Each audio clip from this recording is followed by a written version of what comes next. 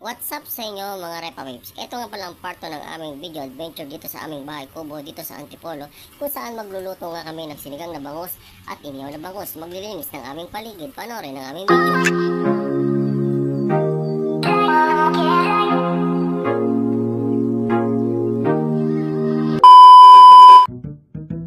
Sa mga oras na nga na ito ay nag-uumpisa na akong maglinis ng aming paligid.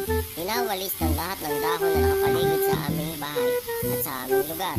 Ang mga dahon na ito ay nanggaling mula sa puno ng mangga, puno ng santol, puno ng guyabano, puno ng avocado, at lahat ng uri ng puno ay nakapaligid sa amin.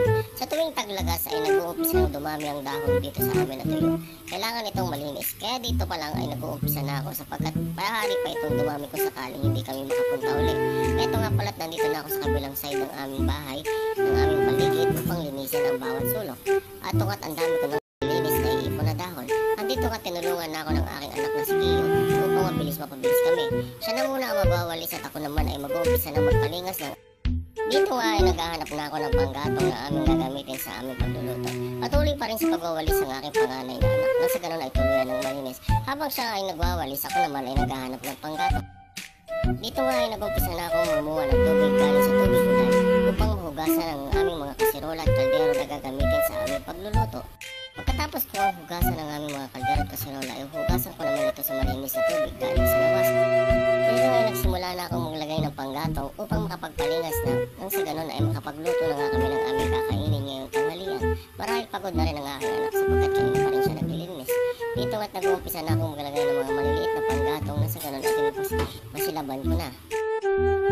Dito nga ay kumuha ako ng used oil upang lagyan ng aming gatong, na sa ganun ay mas mabilis ko itong mapaapoy. Dito at sinimulan ko ng sindihan ng aming gatong, na sa ganun ay tuluyan na itong umapoy at maisala ko ng aming sinaing. Habang nagsasaing nga kami ay tuluyan ko ng hiwa ang aming mga gagamitin na ingredients sa aming sinigang na bangus. Naghiwa na ako ng sibuyas, bawang, kamatis at luya.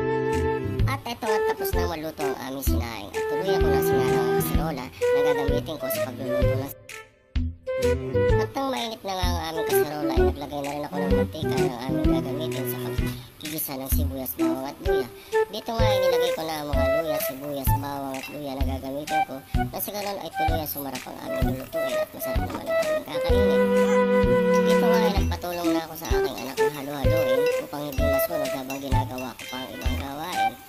Dito nga ay kinuha ko ng bawang isda upang ilagay, na sa ganun ay tuluyan mag-isa.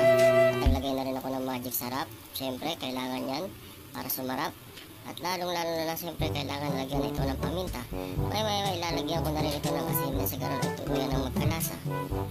At siyempre guys, naglagay na rin pala ako ng tubig na kanyang magiging sabaw.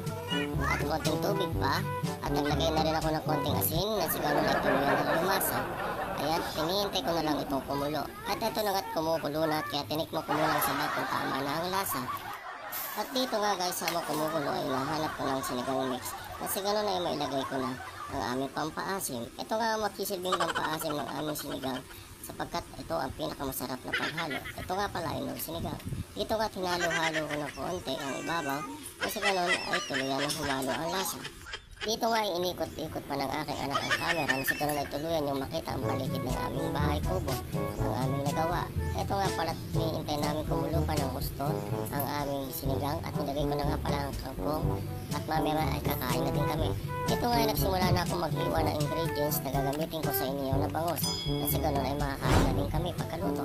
Dito nga ay binaba ko na ang kalan at maglalagay na rin ako ng uling. Isalagay ko na rin ng isda. Ito nga tinalagyan ko na ng asin. Nilagyan ko na rin ng palaman. Naisala ko na nga palang aming inihaw na isda. At ito na, pinapaypayan ko na tuluyan ng maluto.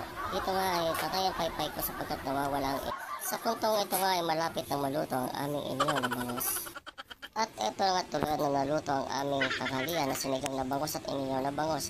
Dito nga nag-uumpisa na ang aking panganay na anak sa pagkain sapagkat siya'y nagutom sa pagtulong sa akin sa paglilinis. At hanggang dito na lamang ang aming video. Abangan ang part 3 ng aming video at page dito sa aming bahay kubo.